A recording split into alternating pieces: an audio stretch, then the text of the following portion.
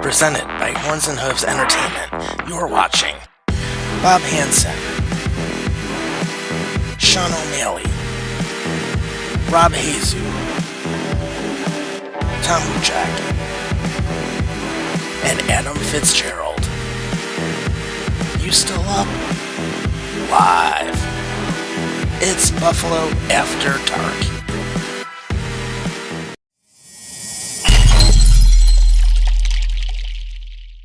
Hey, welcome to Buffalo After Dark. It is Wednesday night, March 17th. We have a lot of sports news to get right into because a lot of things happened since yesterday. So, of course, you know the crew by now. We've got Bobby, Fitz, and Andy here with us tonight, and then Trevor Howard might be joining us a little bit later. But let's get right into it. It finally happened, guys. It finally fucking happened.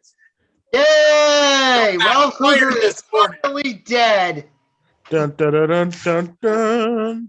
It finally happened. And Steve Smith is gone too. So, hey, we got rid of two really half-ass coaches.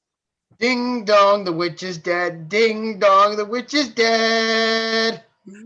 So all I can say is that this is like one of those things like that Ren and Stimpy Happy Happy Joy Joy song we should really play right now. But we'll talk about that. Of course, you guys are welcome to join us also. You can join us live here in the chat on Facebook. And then also you can join us by calling in. You can call us at 929-205-6099. Just make sure when you do call in, use meeting code 885-1960-4813. And passcode 738159. That gets your glorious self on the air tonight. So, of course, let's talk about it. It only took 12 straight losses to finally get it done. 12 straight losses, especially after we lost to Jersey 3-2 last night. And then, of course, we had the 6-0 blowout. We had, like a 5-2 blowout with the Pittsburgh Penguins even before that. So, Bobby, I see you're pouring a beer and you're going to drink some Guinness for it. Fuck yeah, it's St. Patrick's Day. Yes, happy St. Patty's Day to everybody, or National Day Drinking Day. Yes, International Drinking Day, and it's International Irish People Day. And you know what? In the background, I'm just going to show to the public is I got my Ireland hoodie that I got in Ireland a few years ago, and I got my Ireland flag behind me. And, of course, I'm an Irishman, and I got a pint of Guinness, so sláinte. Salud. So let's talk about it. I mean, it's big news. Steve Smith's gone. Krueger's gone. We don't have to hear any of those press conferences anymore where he's like, oh, the team is playing so much better. I mean, they're getting that confidence. Your team hasn't done shit, and you were playing Jack Eichel with broken ribs and a busted neck. I guess I'll let never been playing them. The way I look at it, it doesn't matter what fucking coach you bring into that shit show. It's not going to help. Right. And that's actually the other thing that came up today is who's going to be replacing Ralph Krueger, at least in the interim. So Don Granato is the interim head coach. And you forgot to mention that Dan Girardi and Matt Ellis are the new assistant interims. Yep. Godspeed.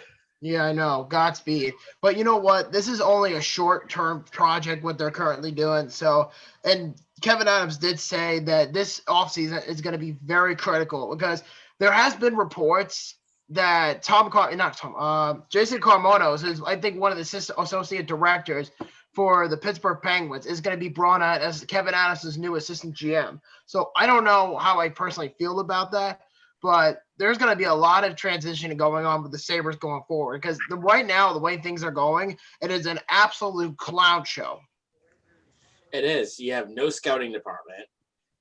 You're not even prepared for the draft as of yet. You don't have any college scouts going on. You have no scouts in the OHL. I mean, after all, Mr. Pagula and Mrs. Pagula gutted the entire scouting department. And then on top of it, I mean, you have no president of hockey operations still. Oh, wait. Oh, thanks, Pat LaFontaine. You basically gave them an eternal burn on that one. And, of course, they've been scared as hell to even attempt to try and fill that spot, which they should have filled a long time ago. Because obviously they don't have a damn clue of what they're doing. But at the same time, I'm like, I have to wonder what took so long to fire Krueger. I mean, literally, I would have done it at least 3 games ago, if not more than that, because I mean, the performance has been absolutely piss poor at best. You have multiple shutouts. You have multiple games that you're losing by 3-4 goals. The goal diff is absolutely horrendous. The goaltending is absolutely horrendous. The fact that, I mean, and I will say this, Jack Eichel, the fact that he was even attempting to still play with his 2 injuries, I mean, I'll give him credit. I mean, and that's something that we didn't even know until Andy, you broke it last night here on Horns and Hooves. So it's just one of those deals where, I mean, now that we know what's really going on, it's really interesting. It's going to be interesting to see what happens at this point.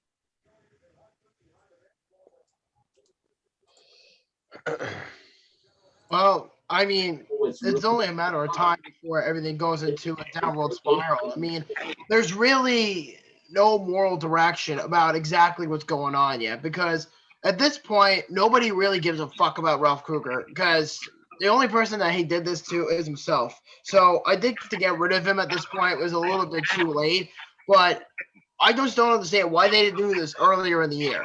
That's my only concern. I mean, I know it was like January when this all was coming down to play, but the fact that Ralph Krueger and the fact that the Sabres kept him out for this long, it just shows that they don't know what they're doing. They're hiring a bunch of yes men to run the show, and then it's just like, what the fuck do you do for going forward? So now all these reports are coming out saying about a couple days ago that Bruce Boudreau wants to come back into coaching in the NHL and is interested in the Sabres job of all places. Yeah, and literally there's oh come on. Yeah, there's literally 3 candidates I can think of right off the top that I actually would consider the top 3. I mean, of course, you have Bruce Boudreau, you have Gerard Gallant. Either one of those 2, I think, would probably be the best fit right now. Then you have John Tortorella, which, I mean, he would be the polar opposite of what we had with Ralph Krueger and of course, with Phil Housley. The only problem I see with that is, 1, we don't know if Columbus is going to fire him as of yet. And 2, the other thing is his coaching style is so polar opposite of anything that this team has seen and God knows how long. My concern is, how would the locker room react, especially with getting a no-nonsense hard-ass guy who's going to basically be like, hey, you fucking suck, if you actually suck.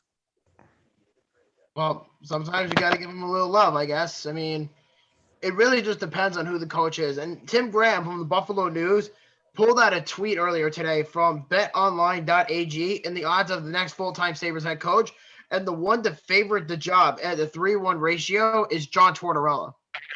Oh, God. Dude, there's nothing, though. There's nothing that this season is going to prove to hire another coach. You might as well just go through the whole fucking rest of the trash season that you're playing and not worry about a fucking coach. Well, Yeah, that's the goal. Won't be handled till the offseason. Yeah, like, fuck me, man. Like, you're talking about coaches. The coach, I'm sorry to tell you this, but being on the outside looking in, like, I'm sorry to tell you that Krueger. Wait, what were you saying? You got cut off. I'm saying that Krueger wasn't the only thing that caused your team to be absolute shit. No.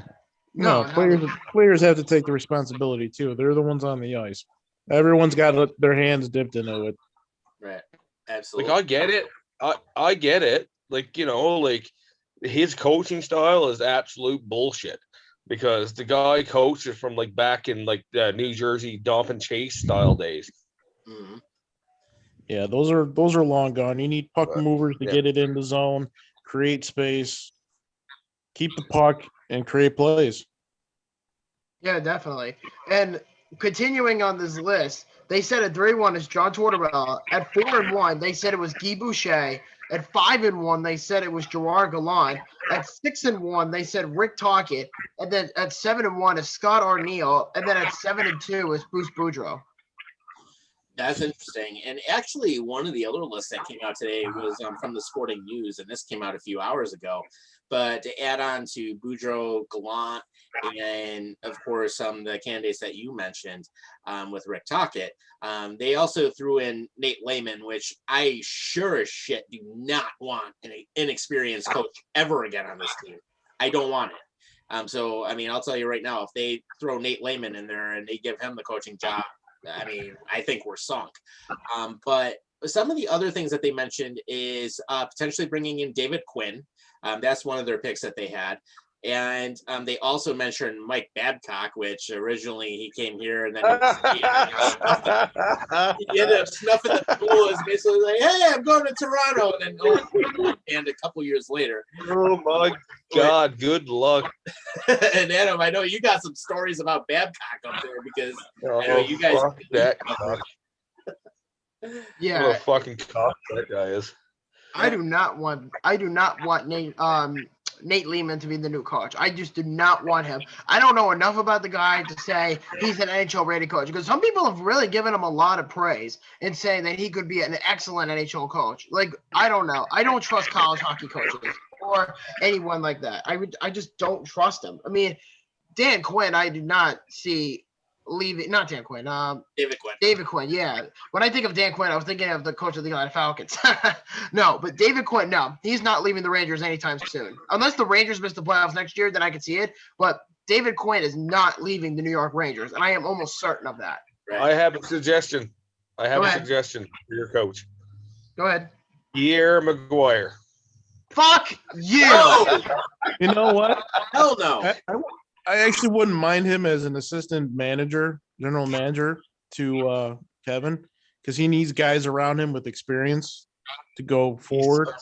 He's such a piece of shit. I hate that guy so much. Right. So then there was actually a couple of other coaching candidates that they mentioned. So besides Rick Tocchet, Rod Brindamore actually came up in the list from the Sporting News. Yeah. They're Good not old Robbie. going to let him go. Travis Green came up in the list. No, thank you. Yeah, and Adam And then one said other, Claude Julien at one point. yeah, Claude Julien came up on the list also. Oh my God. Like, Yeah. no, that's just stupidity. Just stupidity. Oh, Jesus. So that's pretty much what ended up happening on that. So, I mean, really, who knows what's going to happen? I mean, there's really a lot of options out there right now. And quite honestly, it's, it could go really a couple of different ways. But anyways, for those of you who are watching, if you want to jump in, we have the Facebook chat live going, or you can also jump in and give us a call here. And Chetta Bob, no, the passcode is actually right that I put on the screen. So. Wait, what about Cheddar Bob? Oh, he's trying to call in, but he says our passcode's wrong, which it's not. So You might want to double check on that password, but maybe he typed it in wrong. Probably wrote it too fast. Yeah. But yeah, make sure that password is right on top. I kind of feel like the goddamn process to get into a fucking call is like ridiculous. Yeah, it really just depends. And I believe we have our caller. yeah. So Yo, what up, fellas? well, Hey, what's up, Jeff? Hello. Hi, man. Hello. Hey, what's going on, guy? Well, what's up? What's up, Bobby? I'm good. I'm just hosting the show with these three idiots. Nice.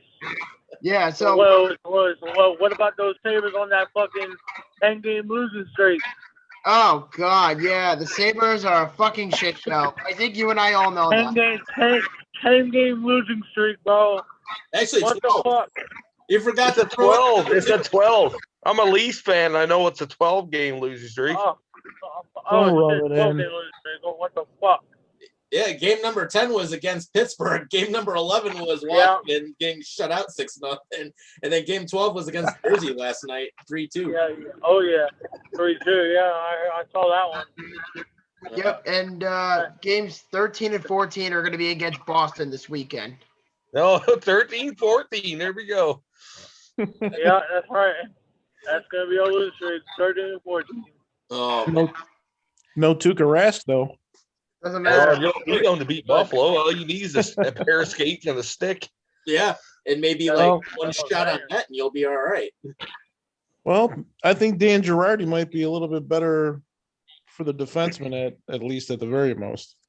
Yeah, so Cheddar, we're actually going through over the coaching possibilities since Ralph Krueger got fired this morning. And one of the names that was brought up was Bruce Boudreau, John Gerard Gallant, and a handful of people. But I guess the question I should be asking is, in your opinion, from just listening onto the show, who do you think should be the new head coach? Hancock. Really? What? You want to see Mike Babcock, coach? Are you? I like him. Are you fucked? I'm not. I like the guy. I mean, No, dude. I'm a Leaf fan. He tears players apart. He is not what you need. I can guarantee you that. you think so? I mean, I think he'd be a good addition. I think he'd be a good addition, even though he tears players apart. I still think that he can get the team right, or at least back on track. Yeah. Dude, he was hard on Mitch Marner. He said Marner wasn't a good player. Like, how fucked is that guy? Okay, he said that he was a bad player. It doesn't mean that he is a bad player. That's just him saying that. And plus, the only reason he was a good coach to begin with was because he had like a stacked team to coach when he actually started. I understand that, but I mean, but you can have any coach go out there and be like, Tukaris, you're a bad player, or you can have any coach go out there and say you're a bad player. You're not getting my point.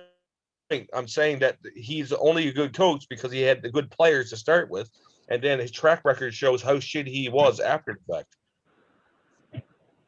I mean, like I said, I think that he can get it back on track, but that's just me. He could never make it out of the first round with Toronto. Never could make it out of the first round. I might as well just fucking say, hey, put my name in the hat. I'll fucking coach the Sabres better than that fucking goof. I mean, I would even throw in I brought it up earlier. I would even throw the entertaining idea up for Bruce Boudreau. And it's interesting because Bruce Boudreau has been saying that he wants to come back to coach at one point. And plus, he is actually an analyst right now on Sportsnet, I believe. And he lives currently in Toronto, and he's from Toronto. So he has all of the connections in the world. And if the Sabres, God forbid, call him in the offseason and say, hey, Bruce, we want you to coach the Buffalo Sabres. Are you interested? And I'm sure he's going to be like, hey, sure, I'll be more than happy to take the job when I have an opportunity. So, I'll take it. Boudreau or Gallant. I said it for a while. Boudreau or Gallant would be the perfect fits. You can't have Tortorella. He's too old school. Look what he's doing. Look what he's doing with Columbus right now. I mean, you're benching Laine, even if he's scoring, it doesn't matter. I mean, he started to tear that team apart. I feel like if the guy doesn't like a player at all, he's just like, oh, well, I'll bench you. I'll just bench you because I don't like you. Yeah, pretty much. It sounds like what happened with if anybody remembers, does anybody remember when Patrick Waugh used to constantly sit down Tyson Barrie and bench him for no purpose at all because he didn't like him? Yeah, I never understood the point of that. I didn't either. He didn't like him. He just didn't like him. That's all it was. It's like, why do you have a coach that you have I'm just saying, like, at the time of that whole event happening with Patrick Waugh being the coach and then Tyson Barrie being dangerously close to being traded at the time, it just further showed that Colorado had its own issues down the road as far as an incompetent franchise. I mean, looking at forward now, no, they're not. But what I'm saying at the time when Joe Sakic first started out as GM, he had no clue what to do with Patrick Waugh. And Patrick Waugh was just like, I don't want anything to do with Tyson Barrie, even though he's one of the best defensemen on the Avalanche, probably the best one at the time. Yeah, I don't know. Yeah, it's actually pretty loony we're sitting at, actually, because Tyson Barrie is actually, and from what I heard, is Tyson Barrie might get an extension with the Edmonton Oilers in the offseason. You know what? I don't disagree with that because Tyson Barrie's not a bad player. He just needs to find his fit. That's all. Just about it. I mean, he found his footing, I think, in Edmonton. Well, good for him. Yeah. So I know that. Cheddar, you want to start? Hey, you want to like put your fucking window up or some shit? I say, you driving somewhere? I am. Oh, that explains everything. Yeah, we can hear the wind noise. Oh, yeah, I'm just on my way home. Yeah, we actually have some breaking news. We actually have an NFL trade between the Raiders and the Seahawks, and it's being reported that Raiders are trading guard Gabe Jackson to the Seattle Seahawks in exchange for a draft pick in this upcoming draft. Well, did you guys hear about the two breaking trades?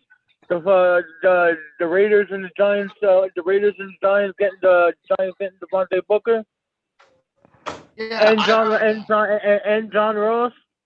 Yeah, I heard that too. But like, it's very interesting because this whole free agency frenzy thing, this whole fucking fiasco is just insane because of the fact that the Raiders, the Cardinals, and the Giants have probably been the more active teams out there. And Jacksonville's applied and New England's applied. So there's a lot to like basically go over. The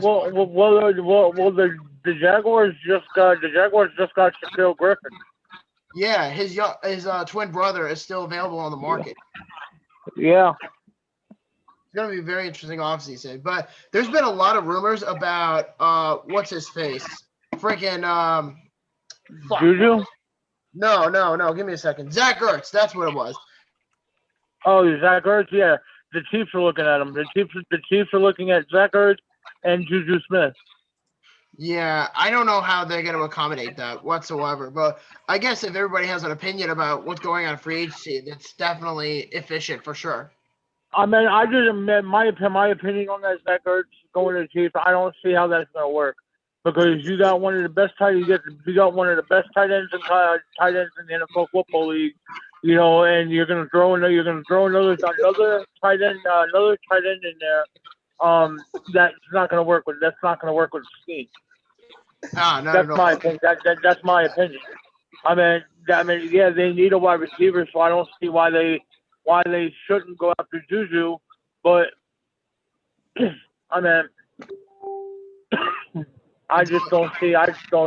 I don't see Zach Ertz working in that scheme.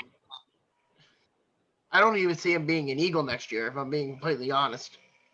I don't either. I don't see him being an Eagle next year either. But I mean, if he doesn't go to the Chiefs or anywhere else, I mean, I think he will stay in Philly. Yeah. Andy wants to know something. He wants to ask you a question. Andy, I believe you have a question about Juju. Yeah. What did he say about Juju? I said what I said about Juju was that Juju's not signing. Is not signing with the Steelers. So it was just reported today that the Chiefs are looking at Juju. How are they going to afford that? I mean, what the hell could they possibly do? I heard the Eagles were interested at one point. At one point, but I don't even know what happened with that one. But the last thing I heard about that was that the Chiefs were looking at Juju. But I just don't see how they can afford that unless they they do, because the Chiefs just released Damian Williams and fuck's his name? God damn it. Fisher. Yeah, I'm actually really interested in how everything plays out, but yeah, that's for sure. So, Cheddar back. What about? Wait. What about what? What? Huh? Is Adam okay? To the where? No. What did you say? Wait, what was the question? Adam, are you okay, guy? Yeah. Can you hear me? Yes, Yeah, we can hear you. What were you saying? Finish your sentence. I didn't hear what he was saying about Juju, so I was asking where is he going? Oh no, he's not. They didn't say where he was going yet. They reported that the Chiefs, the Kansas City Chiefs, were looking at Juju. Yeah, he said that. And then I said after that I said that I don't know how they can afford it, but on the other hand, the Chiefs just released Damian Williams and Fisher. And Mitchell Schwartz. Yes. Okay, now I get it. We actually have some breaking news. And this is a pretty big signing too. Is that Pro Bowl cornerback Patrick Peterson is signing a 1-year deal for $10 million with the Minnesota Vikings. Wow. Are you fucking kidding me? I am not kidding. I just got the note. Oh my god! Wow. Yeah. So It's pretty surprising, honestly. I can't believe it. The fact that Patrick Peterson picked the Vikings over someone like a Super Bowl contender is pretty astronomical, really. Yeah, as I say, what's the sense? Yeah. Wow. That's wow. Yeah, that's I thought exactly. That's a I don't know what to say. That's a big question mark. Yep. So, so a lot is happening right now as we speak. And like I said, I was talking to Adam about Hassan Reddick earlier today going to the Carolina Panthers. That was a pretty big move. Yeah. Who going to the Panthers? Wait, what happened? Who went to the Panthers? Hassan Reddick to the Carolina Panthers. 1 year for $10 million. Oh shit, $10 million. Yeah. Okay. I'll play in the NFL. Yeah. I just find this very interesting, and that's all I'm saying. Same here. And actually, we do have some Bills breaking news from earlier yesterday as well. So one of the big things that ended up coming out is Emmanuel Sanders is going to be leaving New Orleans. He's going to be coming here. 1 year, $6 million with $500,000 in incentives. And basically, him teaming up with Stephon Diggs. You got Cole Beasley. You have Emmanuel Sanders coming on board. Bro, if you sign Emmanuel Sanders, bro, your team's gonna be lit. I mean, as you were saying, you got him teaming up with Diggs, all of them, bro. Your team's gonna be set, man. Yeah, I mean, easily top 5 receiving core in the league right off the bat. Top 5 receiving core. No, but here's the thing. Here's my point of perspective on this. Go for You it. still didn't solve the whole fucking problem you guys have. Well, yeah. I mean, I get Adam's point because it's only still the first day of free agency. I mean, yeah, tampering season was on Monday. We were able to figure out who the fuck was going to go where. But you have to remember, not everybody that's a free agent this year got signed yet. It's only the first day, and I expect more to be coming down the road. In fact, I actually firmly think the Bills are going to be in on a pass rusher very, very shortly. I don't know who, but it's going to be very interesting. And as far as the Bills, you have to understand something. The Bills are also working on getting Zach Ertz because the other day they traded at least Falcons for a late 7th rounder in next year's draft. And they could possibly flip that to get Zach Ertz in a trade with Philadelphia if they decide to go that route.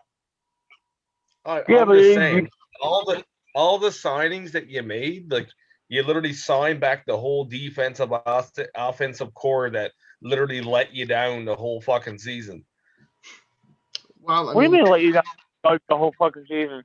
Dude, oh, come on. Now. They fucking look at the playoffs.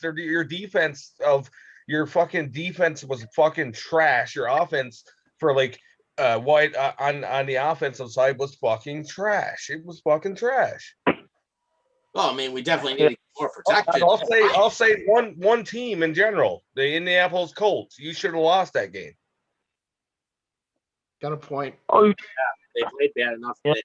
You're right. I mean, we're lucky we got past that. You should have. That's the thing I'm trying to say is that the weaknesses that you have, you're signing players back that couldn't solve that fucking problem. Yeah. But what were you gonna say, Rick? Andy? Well, you're getting Star back for one. I mean, I'm not the biggest Star fan, but that's a run stuffer supposedly. But I think it's going to be a lot focused in on the draft. But what scares me now is that the Patriots getting these 2 tight ends, going back to this 2 tight end set format with the Gronk and Hernandez days. You're going to have to get another linebacker that's going to have to go in coverage with these guys because these guys are big and they're not easy to pull down. And it's just Matt Milano out there and Edmonds, but Edmonds is going to be watching the run game, so you need somebody else on the outside. Didn't he get Henry too? Yep, Henry and Jonnu Smith. Fuck me.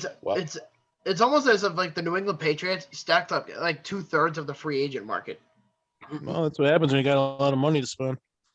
Yeah, you get that all-star quarterback in Cam Newton, man. You need to protect them. Yeah. I guess the question is Cam Newton even coming back to the Patriots, or is he going somewhere else now? No. I think he's staying with the Patriots, isn't he? Who's that? Cam Newton. Newton. Yeah, Oh, he he signed a one-year deal. signed a 1-year deal. Oh, Which I'm sure they're probably going to get a quarterback in the first round of the draft, I would think. well, yeah. If I were New England, I mean, that would probably be my first move is to either do that or move up and do what you can to get a quarterback. I heard they were up in the 7th, is what I heard. Never know.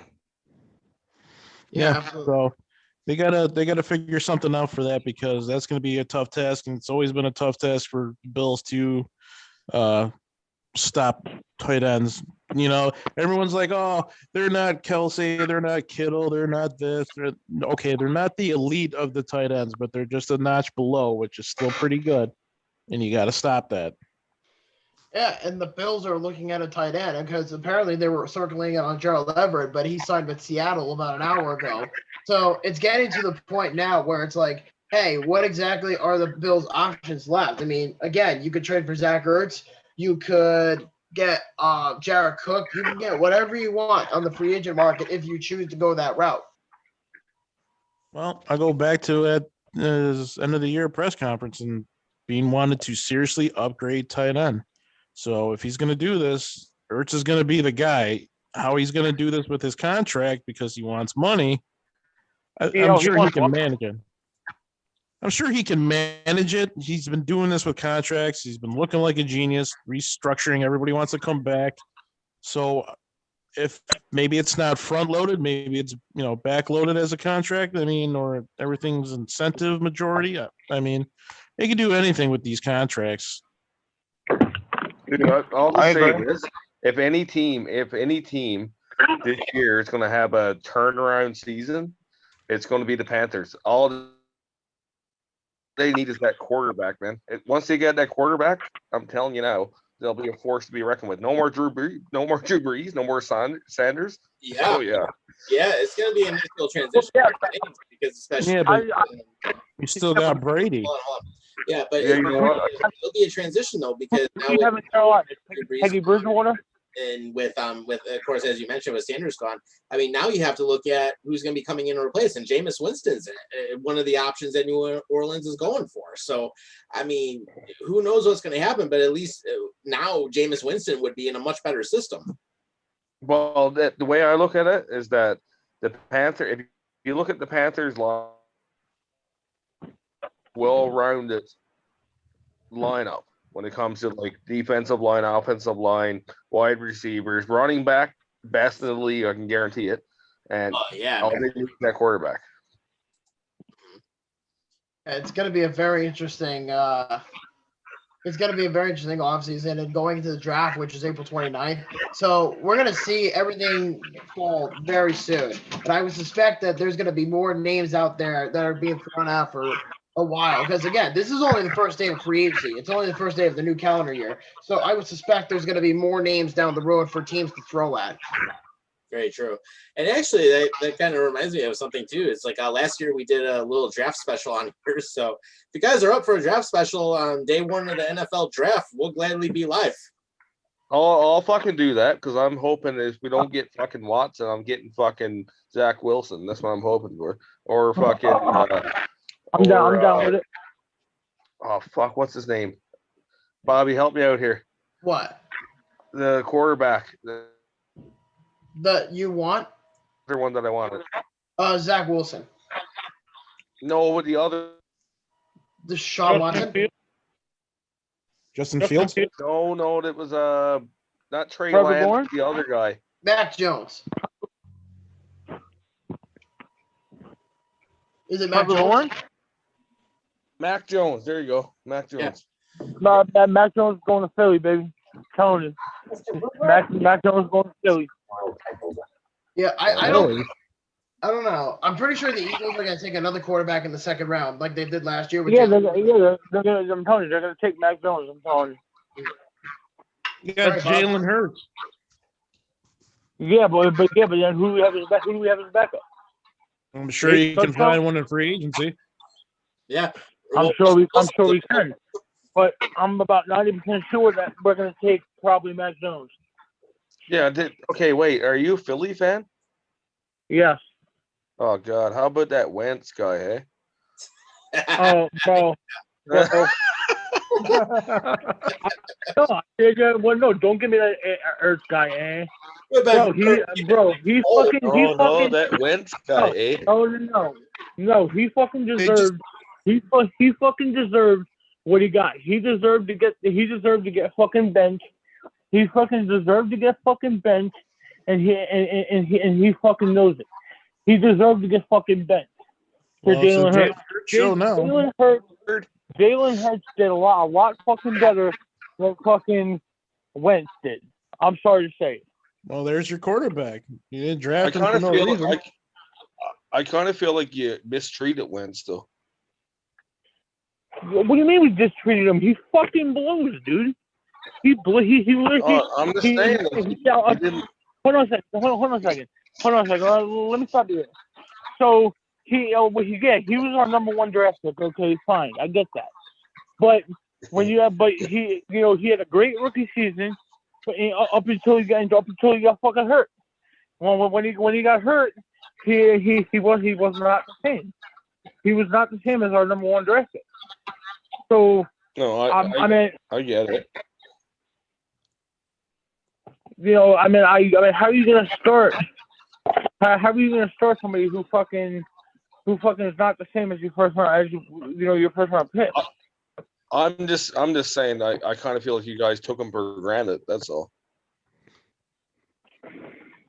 Yeah, I can see where you're coming from, but I just don't see it.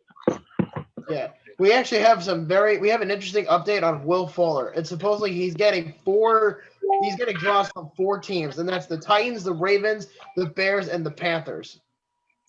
Ooh.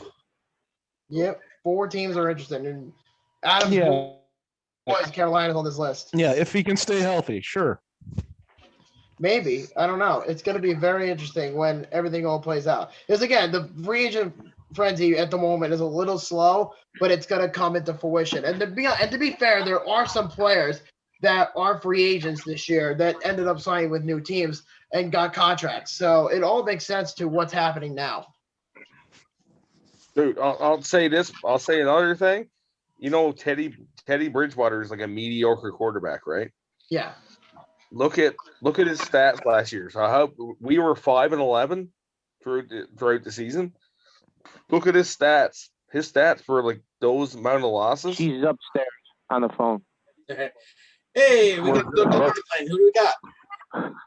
Oh, I gotta take this. Hey, this is Jim. I gotta take this. I'll call you back. Hello. Hey, how's it going?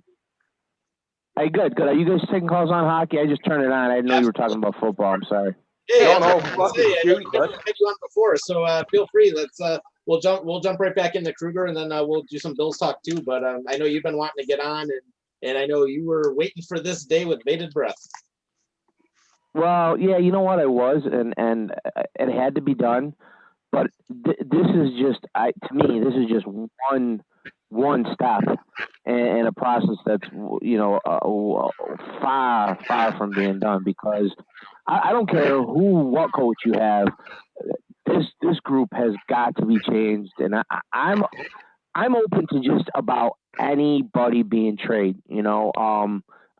Except for maybe like Dylan Cousins, that Bryson kid, the kid that we just drafted, Hughes, the people in Rochester. But I'm open to anything because bottom line is, look, I love Jack Eichel just like everybody else loves Jack Eichel, and he's a great player. I get it, he's elite.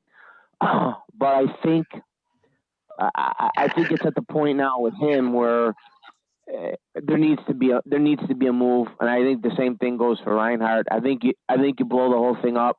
I think you get something for Darlene because this might not be popular, but I don't think maybe he's an NHL forward. I don't see him being an NHL defenseman. I could be totally wrong, but my thought is get something for him while there's still a perceived value there.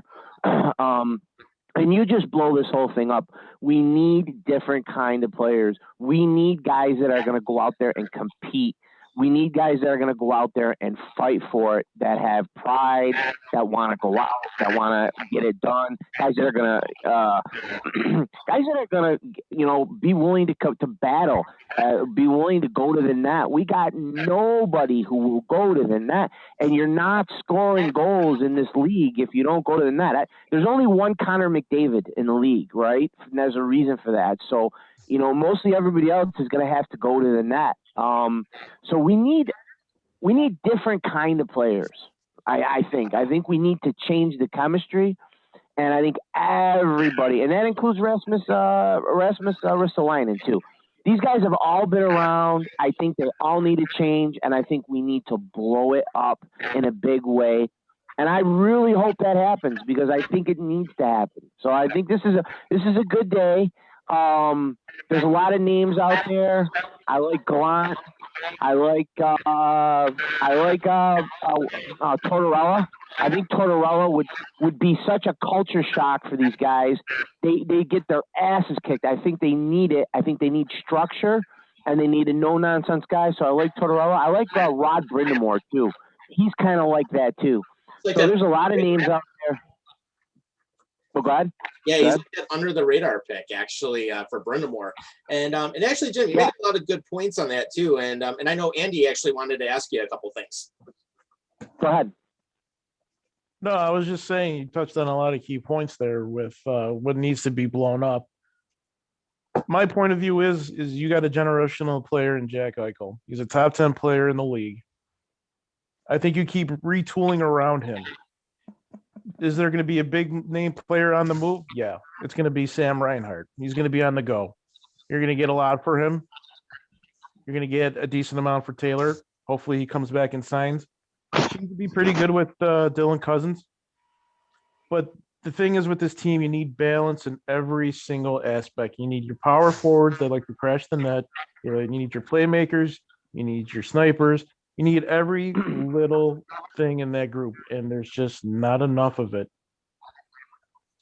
Yeah, definitely. Oh no, there's no doubt, and I definitely see that point of view, and I would be open to trading Eichel only if you're gonna get, because you're not gonna get close to you're not gonna get equal value, right? Whoever trades Eichel is gonna lose because you're not gonna get that back unless you can get 3 or 4 players.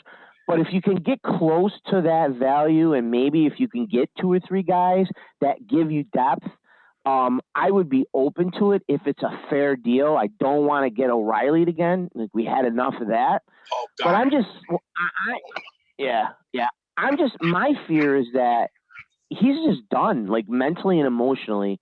He's been here this is going to be 7 years now. The kid still hasn't seen the playoffs. You mentioned he's a top player. I don't know if he's a top 10 player. I think he's maybe top 20, but whatever. He's a great player, right? He's elite. We all agree about that. You don't get too many chances with that.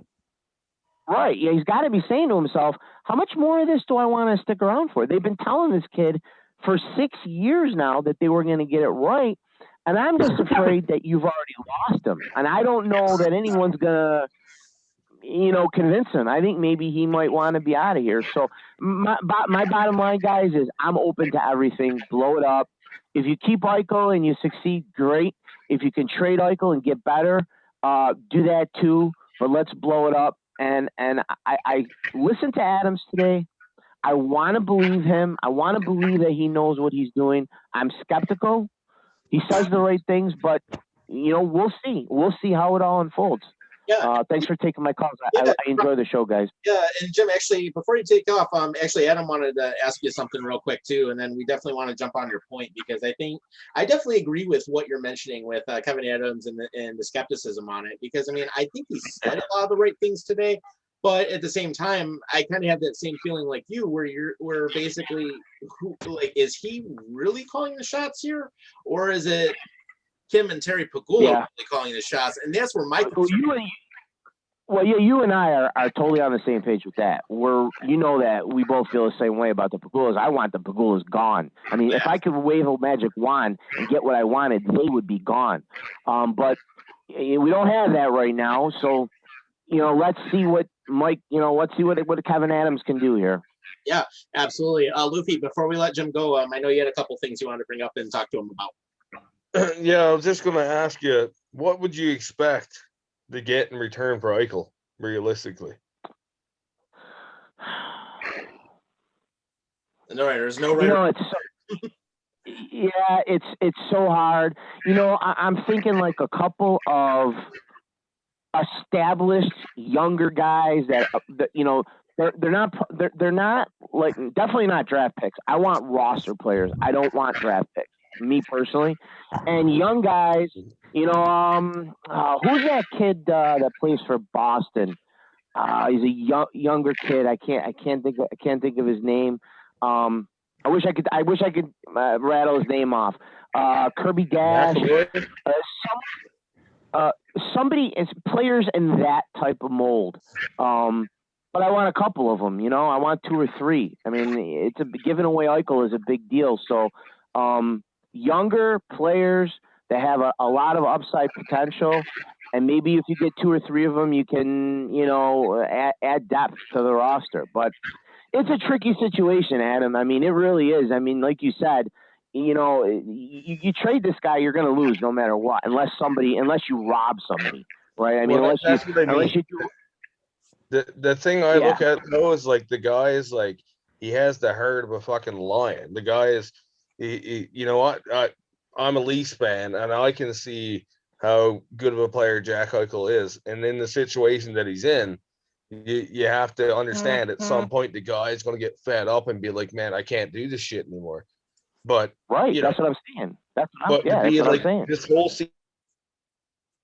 season to play with broken ribs and his neck issue and whatever else he had going on, like it just goes to show like how much value that guy has. No doubt. The question is he emotionally done?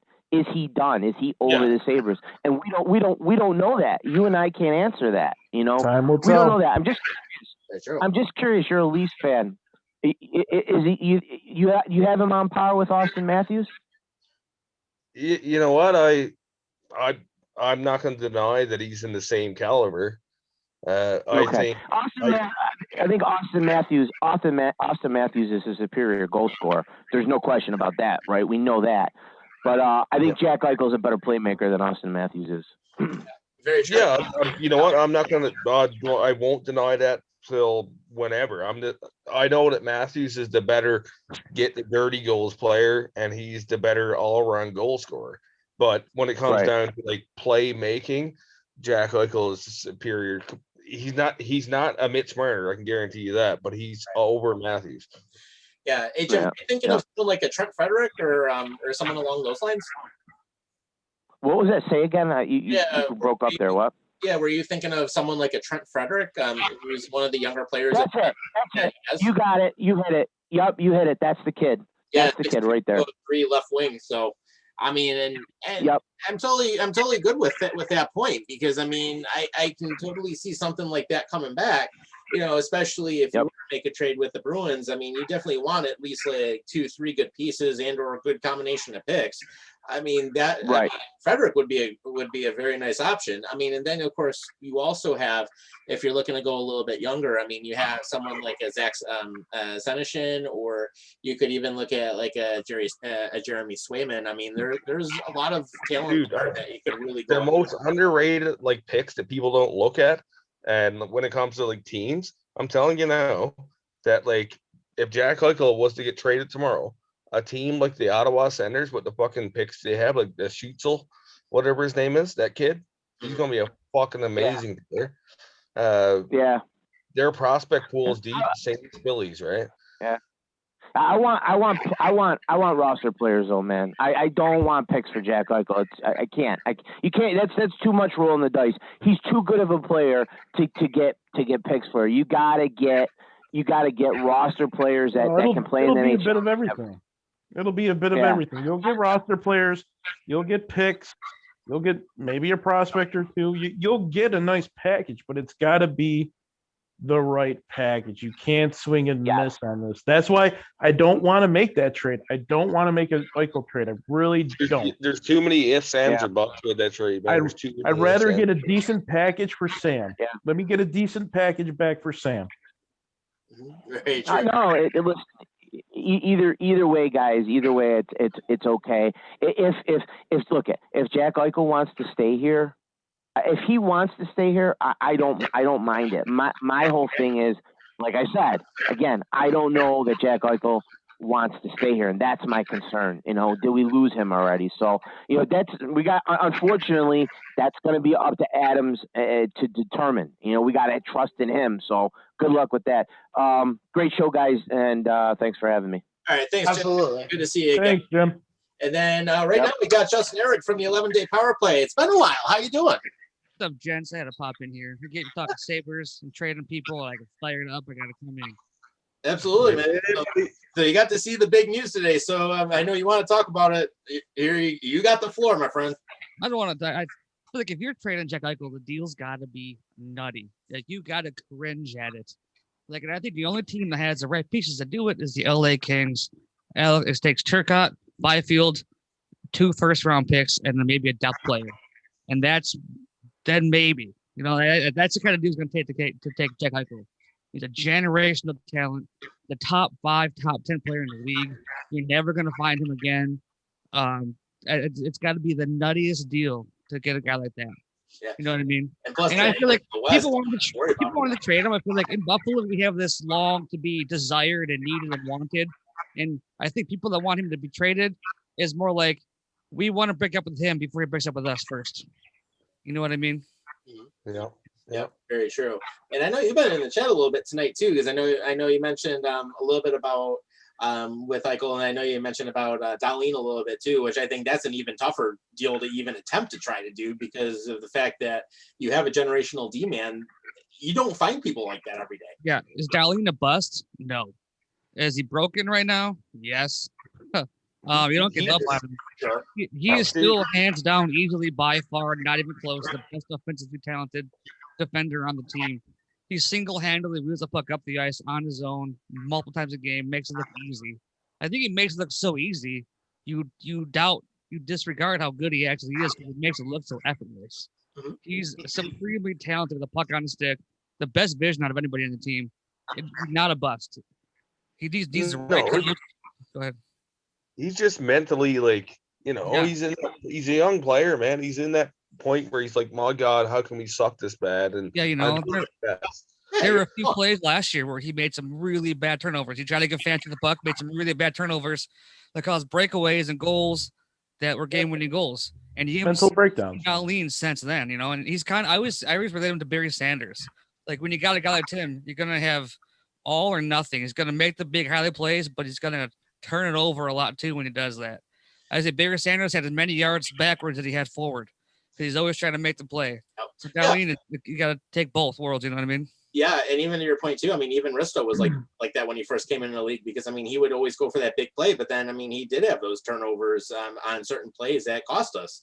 And I think a lot of times, a lot of D-men tend to run into that same situation where, I mean, it takes a little bit longer time to develop. I mean, I know you're in the game and you do a lot with it, but it does take that time to develop. And then, of course, I mean, you almost want to try and keep everything as simple as possible so you're making that good play.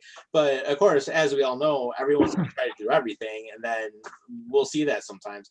I mean, Dahlin's not somebody that's broken completely by any means. I mean, it's just, dude, like, I'll say this. System. We have to get a good system in place. I'll say this, that like my high school coach always told me that you're a defenseman, you're going to make more mistakes going backwards because most of the time you're going backwards and you're setting up plays. You're going to make more mistakes and your head's going to be more in the game or not in the game compared to a forward always going ahead. And, it's, as a defenseman, it's really hard sometimes to fucking just feel the game. When shit's going wrong, everything depends on you, like being there and setting up the play and sending the puck up the ice. So it's a lot on a young kid like that guy. Like he's that's because he's the only offensive threat on the back end. There's nobody else. That's what I mean. So all the pressure.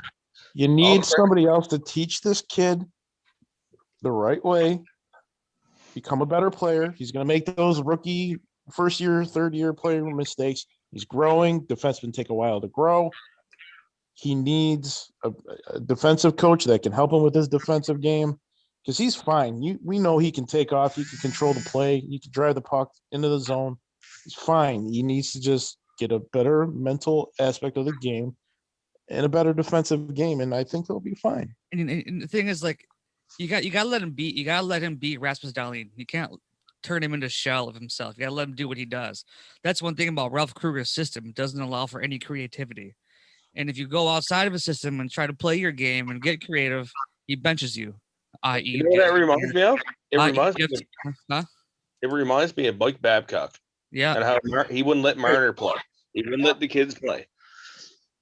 Yeah. You look at Jeff Skinner. Look at Tage and Middlestat because they're not playing the system. They're trying to play their game and figure it out. But yeah, and Dahlin, he's not great defensively. We all know that, but that's also not why you drafted him. You know, you didn't draft him to be a number one shutdown D-man. You brought him in here to be a world-beating, wheel the puck down your face and into the net. You know, so, and he'll be that eventually. He'll be Miro Heiskanen times 2 one day, 100%. He's an offensive defenseman. That's what he is. Yes, he is.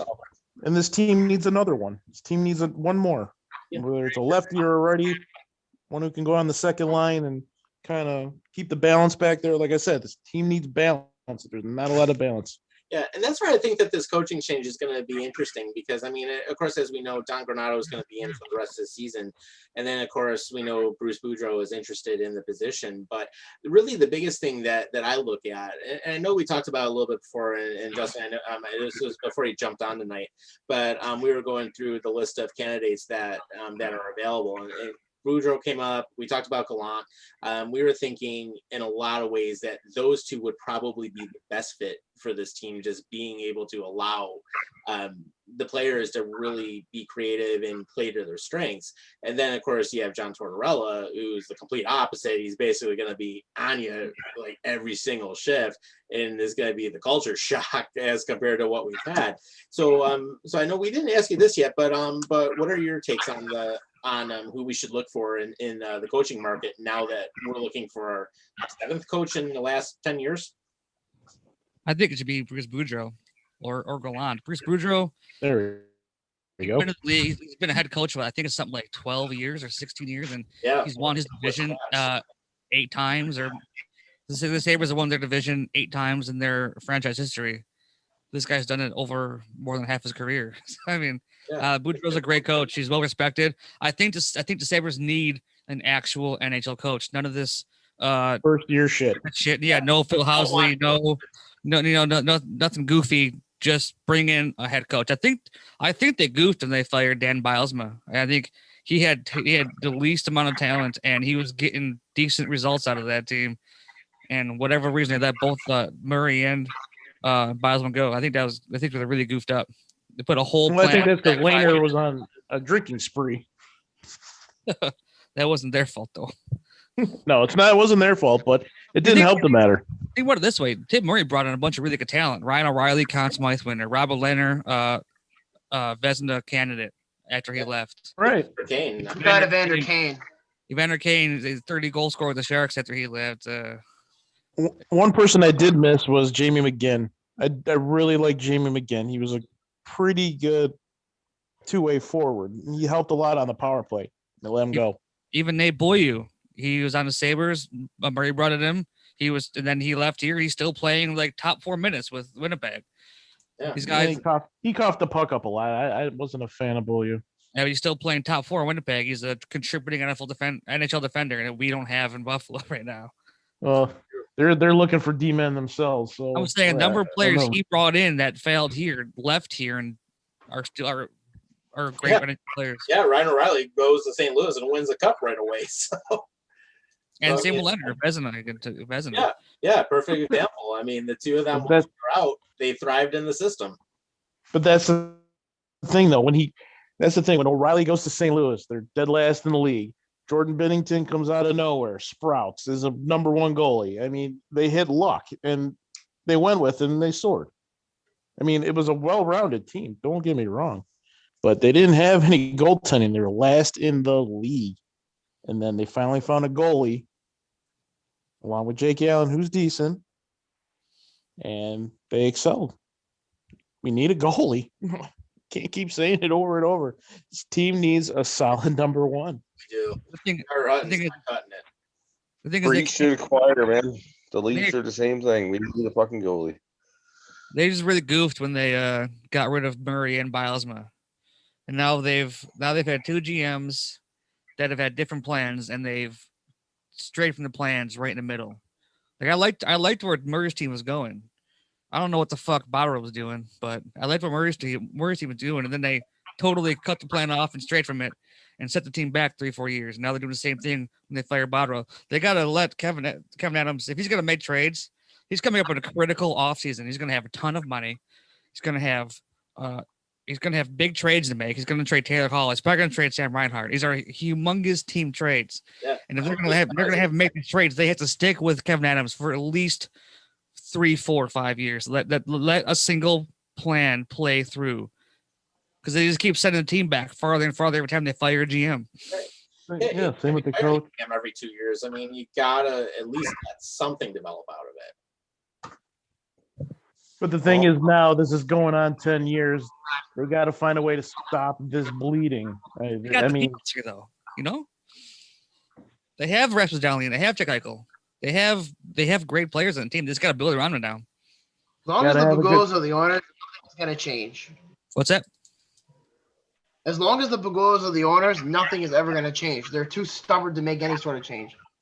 Well, something that I found out today from Paul Hamilton is half the teams in the league do not have a president of hockey ops. And a couple of those teams have won cups without president of hockey ops. As much as I would like one, don't really need one, I guess. What does the position do? I think it's the silliest position in hockey. I don't think it's necessary. It's got a go-between. You got a GM. It's just a go-between. And he's got trades. He's got to go ask Daddy if he can make the trade. I think it's silly. I don't know. Right. I mean, come to think of it, you want your GM to be making all those moves. You don't want him going up to another guy in the president of hockey ops and then him going to the owner and say, hey, this is what I mean, it's just a lot of up and down. But a lot of people want it. I found out today a lot of teams don't have one, and they've won cups without them. So it's not necessarily a big need. It's all a matter of time. Pagul's got to write the Bills. They got the Bills going all right. Look at the Sabres. I didn't think Ralph Krueger is a very intriguing option. The guy's a great talker. He's a great leader of men. Was not a good hockey coach. I really thought he was going to be always going to work out. He got the players loved him, and that's why he stuck around so much. The players absolutely loved him. And last night there were a couple things that happened that were the final straw for Kevin Adams and the Pagulas, and that was it. Well, that's the thing. He's a good guy to have in your front office, but he's not a coach. Yeah, we came to find that out. He's not. His system didn't work. Well, we found out in Jersey last night with him calling the timeout at the end of the game. So stupid. That fucking coaching I've ever seen. That was a big no-no, and you don't do that. You got the team on their heels. They've been out for 2 minutes. They can't breathe anymore, and you give them a timeout. What was his excuse, though? His excuse was, oh, we iced the puck or something? Oh, he wanted to give the line out there a break. He wanted to give Reinhart, Stahl, and Hall a break. But the best line going all night was Skinner and Middlestat, and they should have put them out there. Taylor, Middlestat, and Skinner were buzzing all night long. Yeah, they were. I mean, like, look at that. Now, can Middlestat kind of gel with Skinner now? I mean, you got to find better line combination. His line combination just killed me. Yeah, well, look at the roster he's got right now. Everyone's hurt. So what can you do? But the lines were kind of goofy, but I hope they stick to playing Tage and Middlestat more, because those guys, what are they doing with them? They're not playing in AHL now. They're playing on a taxi squad. Like, they're just sitting there rotting, not playing if they're not on the NHL ice. Like, this team stinks developing young talent. They got to let Middlestat and Tage just figure it out, because they're both really good players. Well, they need to figure it out quick because they don't have a lot of time. They got to start I agree. producing. I agree. They got to let them play to get good. Like Skinner, you're not going to get good sitting in the press box. Right. But Skinner also needs somebody to help drive a line. He doesn't drive a line, so he needs somebody to go with him. No, Yeah. Skinner's like the supporting cast in the fucking movie. Like, he needs somebody to lead him. Right. Sure. He needs somebody to go off of. Right. That's why I was so against paying him that big contract, because $9 million is a money you pay a game breaker. A lot of money. Oh, yeah. Skinner's not that. He's the kind of guy you're gonna pass it to him, he's gonna score.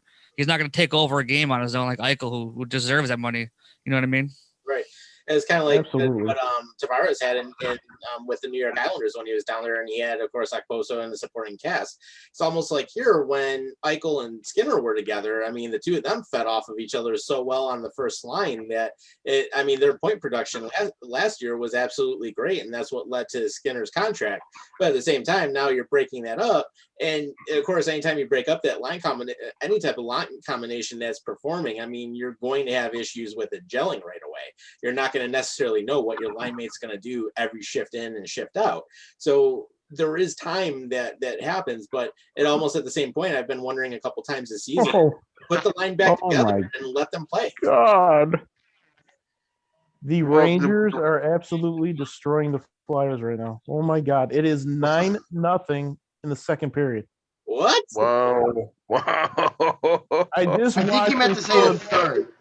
I just watched them score their 9th goal with 20 seconds left to go in the second. My I was God. going to say, did Krueger take over coaching or what? Oh, man. My God. Flyers in this game just don't look. They just need to go. They need to go home right now. It's just bad right now watching them. Yeah. Wait a minute. You're telling me they're getting killed 8-0 in the end of the second period, and you're saying that they're fighting to get into the playoffs? They just scored again. It's 9-0. Yeah, in 20 seconds. All they need is one goal, and the Rangers are setting records here, man. Come on. Yeah, in fact, you know what? In fact, I have it up right now. First period in that game, Brendan Lemieux opens up at 7:05. Then Artemi Panarin makes it 2-0 at 14:47 of the first.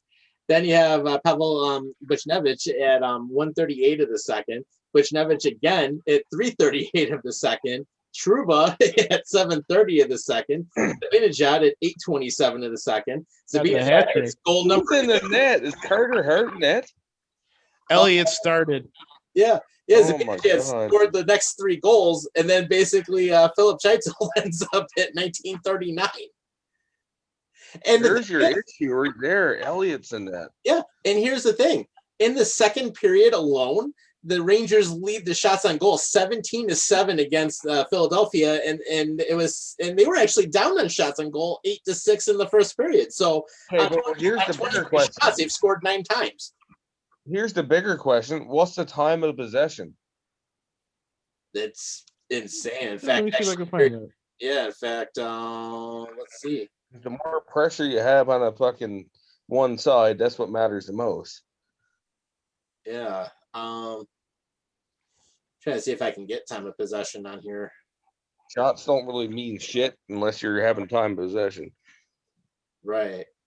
My guess is that they have a massive time possession because you don't get like Elliott's not the best goalie, but you don't let in 9 goals in 2 periods on 17 shots. Yeah. Well. Elliott allowed 5 goals on 13 shots. Carter has allowed 4 goals on 10. Wow. The shot differential is 23-15 in favor of the Rangers. That's Yikes. bonkers. Yeah, that's bad. Yeah. That is so embarrassing. See, the Sabres ain't that bad after all. Right. Yeah, Oh, that doesn't. Was out twice. Think about the positives. You haven't get beaten like 9-0 or 10-0 yet. So Yeah, but that's at the end of the second period. You still got another 20 to go. Didn't the Leafs I'm lose like saying. this? So it was like 9-2 against the Predators on home ice a few years ago. I'm saying this year. Why are you bringing up years before? I'm just saying. I'm sure other teams have dealt with this. Oh yeah, I know they have. I said this year, dumbass. Yeah. Oh. God, you're a dumbass. Yeah, it's been an interesting game. Just now is that I'm not saying I'm not happy at my Leafs. I'm not happy at my goaltending. My goaltending has been shit. Yeah, we actually have some breaking news in the NFL, and that is the Carolina Panthers are signing former Rams defensive lineman Morgan Fox to a 2-year contract worth about $8.1 million, and that's including $7 million guaranteed. Wow. Ooh. Yeah, I just wanted to throw that out there. I like that. Yeah, Panthers are making good moves, buddy. Mm-hmm. I like it. Yes, they are. My left nipple kind of got hard when you said that. I was like, oh. Yeah, so the Panthers are adding more pass rushers. So let me get this straight. So you got Hassan Reddick. You got freaking what the hell is that guy's name you got earlier today? Reddington? Yeah, I think so. What the hell did I send it to you earlier? I said Reddick and I said Fox, and then I also said oh, that's right, Denzel Perryman. That's who the other one was. So the Panthers are once again adding up on the players. Oh, dude, and I pity anybody that plays the Panthers with our defensive lineup. Yep. It's only going to get worse because the Panthers are just keep adding players. Right. Yeah. It's the season. 'Tis the season for a Super Bowl. Mm-hmm. Gotta love free frenzy. Yeah, it's still not able. Yep, it's one of those things. Possession, but I gotta say, I mean, the Rangers probably have like more than 10 minutes of possession in the second period to be up like. Well, that's what I mean, man. That's what means the most. That time possession means a lot. I've been watching, and they are just running ragged over. I'm talking about like cross-ice passes. You're just turning into 2-on-1s automatically. They're just lost right now. Philly is. Oh my God, it's terrible. Bad game because they're not that bad. Right. Kyle Van Noy back to the New England Patriots. Oh, okay. Let's go. Fuck. Yep, I just got the news just now. That's gay. What happened?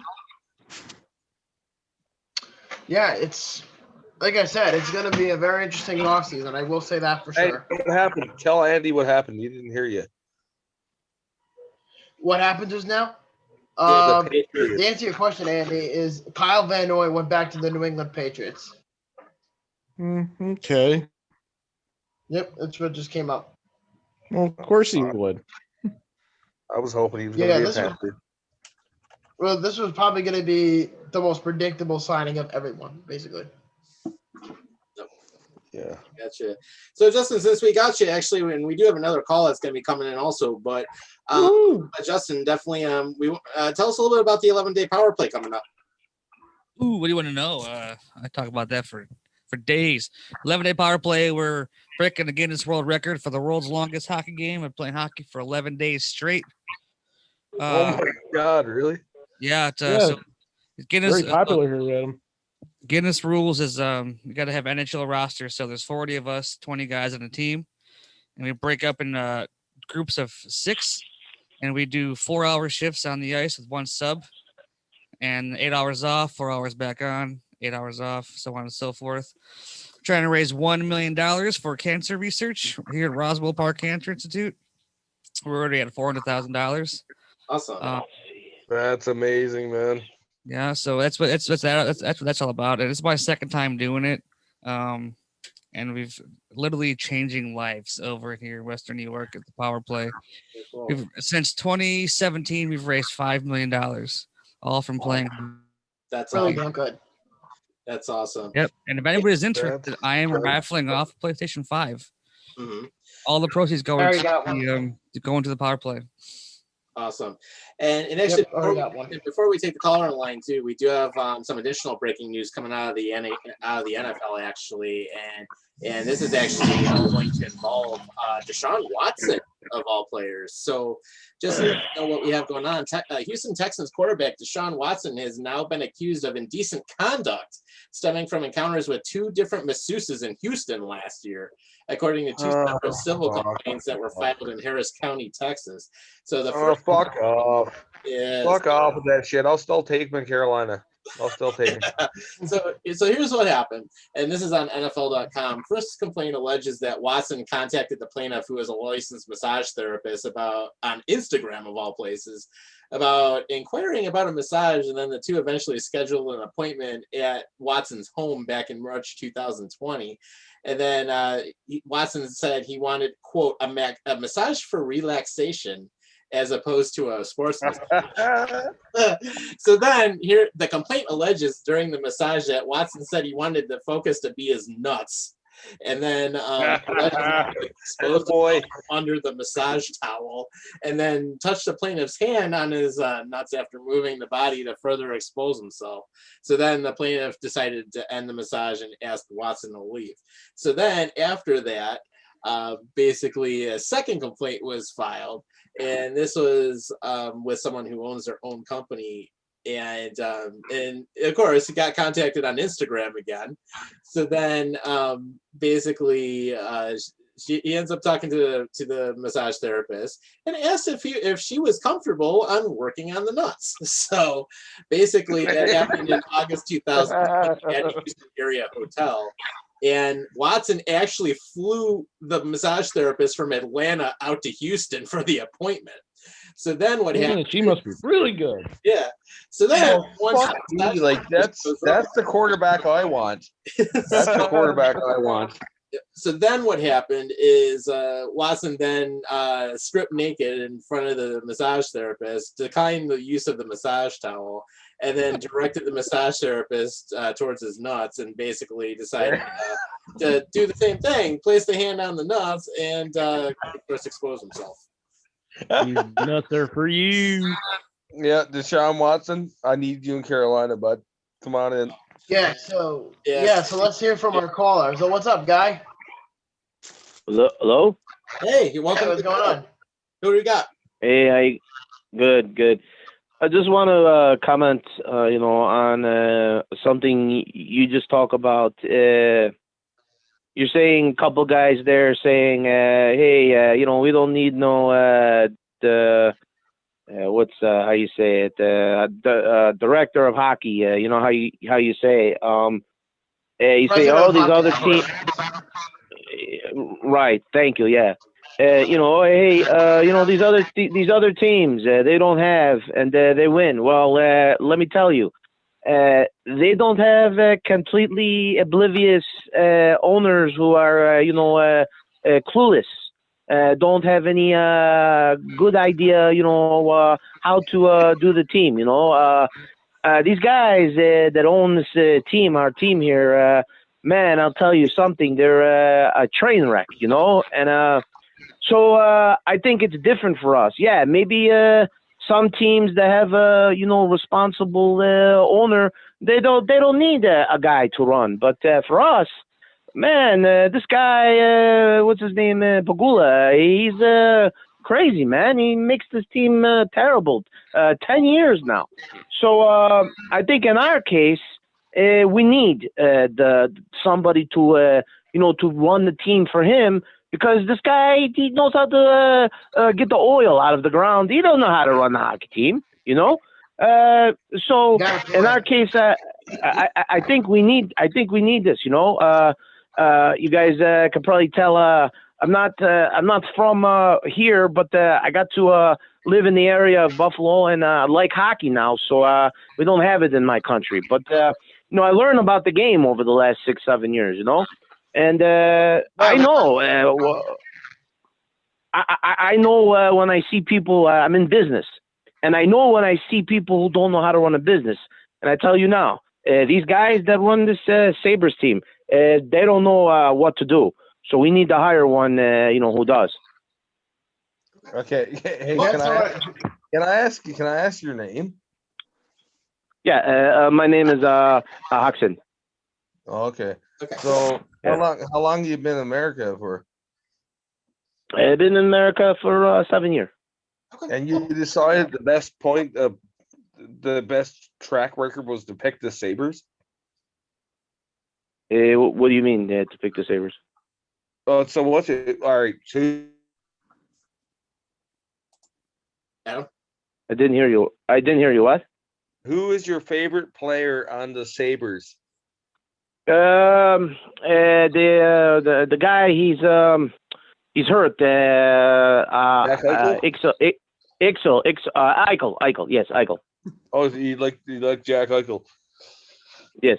Hey, And I like the other guy. I like the other guy too. Ryan Reinhardt. Reinhardt. Yes. Oh yeah, you like Yes. Sam Reinhardt too. Okay. Yes. What do Yes. you think of what do you think the Sabres need to do to be a better team other than management, not coaching, not management? What do they need to do? Listen, man, I got the what do you call? I got the channel where you see all the games. You know, it's called some kind of a package on my cable. You know, and I see all these other games. I see all these. I see these games, man. These. Yes. These guys, they all got players who go for it. You know, they work. They have passion. We need guys, with more passion, with the fire to go for it. So I think we need different player too. I think they need to make different players come in. Okay, yeah, good point. So you think they don't have to have a hockey ops guy? No. I think they need one. No, yes. I think they need to make a change there. Yes, I think these guys who run this team, they don't know how to do.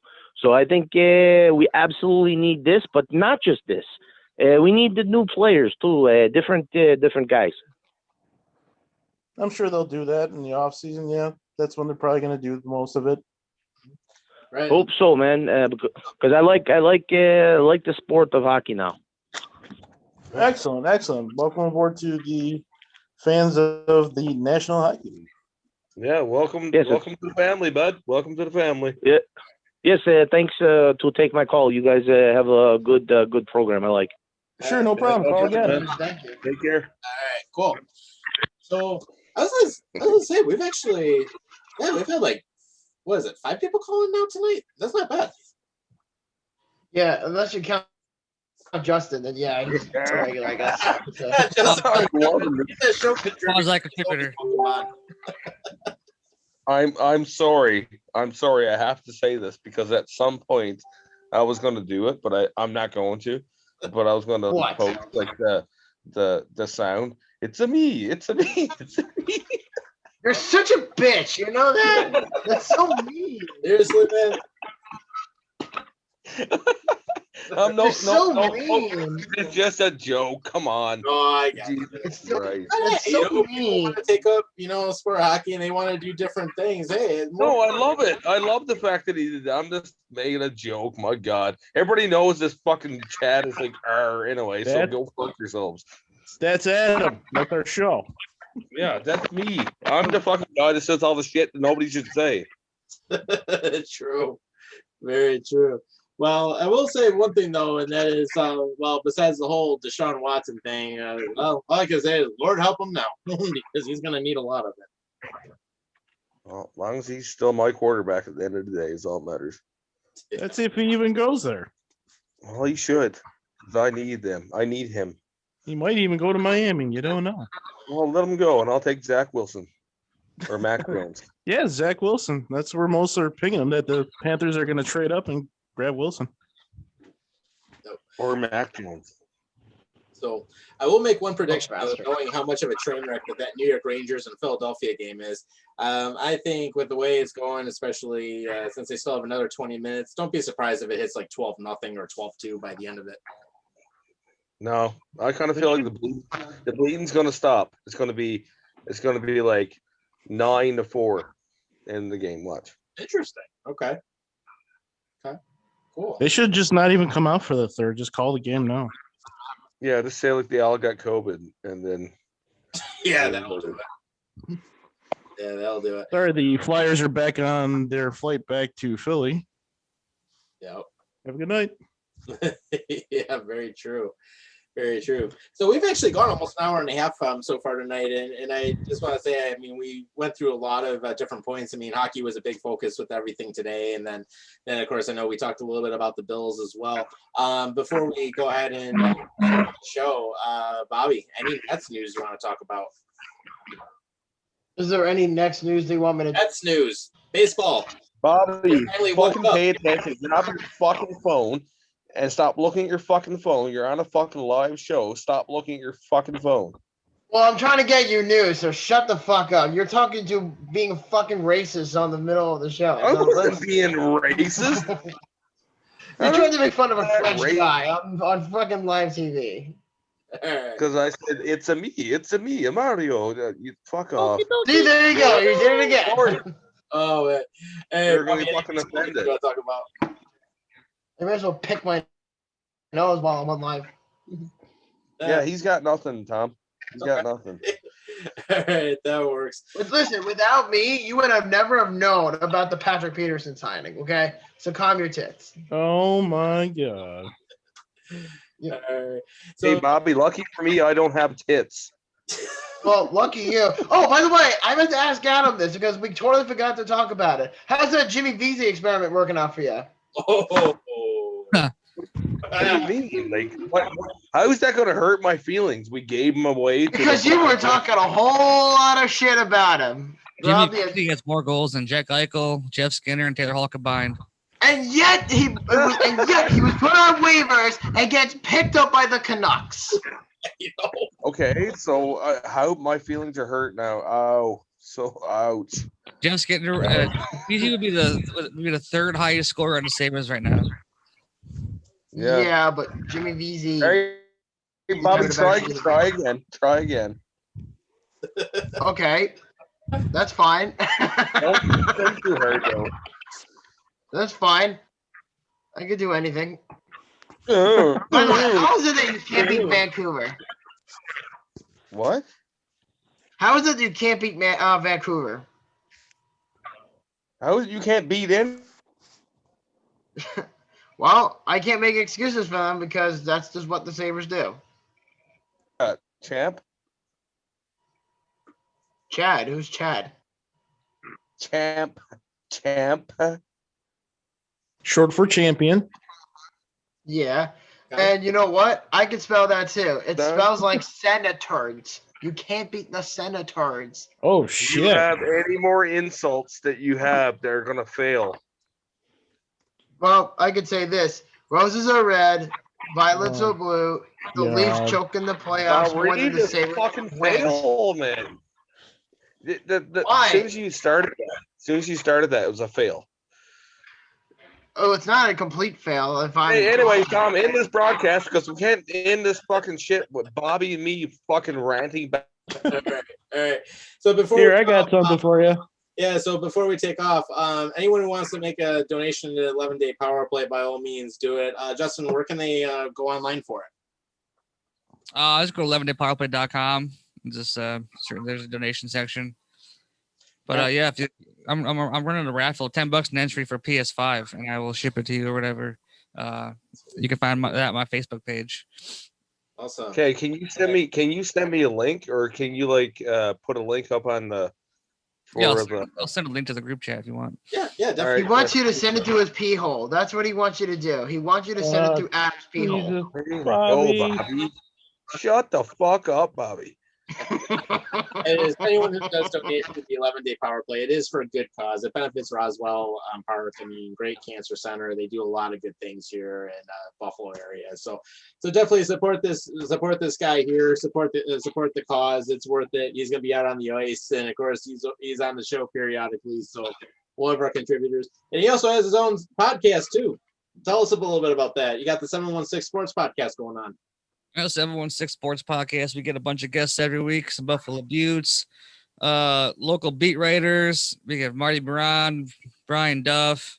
Wow. We had Mike Pekka in the past. We had a bunch of biggies. We had Chris Baker on a few weeks ago. This past week we had Matt Perino of New York Upstate talk some Bills with us. Oh. Hey, we're literally falling way behind. We've only had one. Yeah, we got to get some connections going here. We got to get this going. We've only had one. That's all we had. Although I will say, Derek Plant, I will absolutely he was love great. to have him back on here any day. Oh, dude, that guy was a legend. He was so good. So Yeah, we record every Monday night. We record, release on Tuesdays. We have a good time.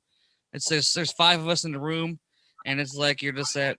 My vision for a podcast is like you're listening to 5 guys at a bar talk about sports and bitching. yeah. around. That's great. That's the way That's it should what be. a podcast is. It's like Exactly. you're sitting in on a conversation. We're not trying to be like ESPN analysts and like breaking shit down. We just sit here, crack some beers, and bullshit for an hour and a half. yep. That's how I want to live my life, and that's how I want a podcast. It's that. Absolutely. Yeah, well, Awesome. And Please tell smoke me- marijuana the whole time. Like I love weed, and weed needs to be involved. Don't let him no, we get drunk. do need to up our connections though, for real. We do need to up connections here. We're Yeah. growing. Good stuff. Yeah, so I mean, for everyone joining us, I mean, we had a lot of news today for our callers that jumped on. Thanks for joining us. We appreciate it. I mean, and next week, of course, episode 32, we'll talk more about some different news and the draft coming up as well. So of course, for our show contributor Justin, Eric, Bobby, Andy, and Adam, I'm Tom. Take care of yourselves and each other. Let's go ahead and pay some people. Let's roll some credit.